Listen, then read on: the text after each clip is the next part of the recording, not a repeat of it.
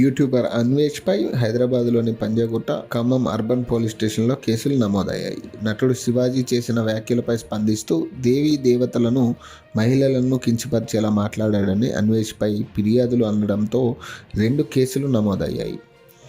దేవీ దేవతలను యూట్యూబర్ అన్వేష్ దూషించడాన్ని సినీ నటి, బీజేపీ నాయకురాలు కరాటి కళ్యాణి పంజాగుట్ట పోలీసులకు ఫిర్యాదు చేశారు. కళ్యాణి ఫిర్యాదుపై BNS 352, 73, 299 ఐటీ యాక్ట్ 67 కింద కేసు నమోదు చేసుకున్నారు. దీనిపై త్వరలోనే అన్వేష్కు పంజాగుట్ట పోలీసులు నోటీసులు జారీ చేయనున్నారు.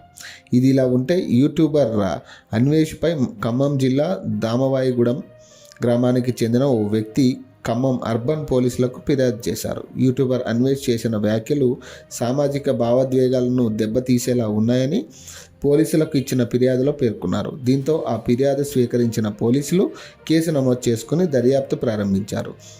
ఈ ఘటనపై పూర్తి వివరాలు సేకరించిన అనంతరం తదుపరి చర్యలు తీసుకుంటామని ఖమ్మం అర్బన్ పోలీసులు వెల్లడించారు.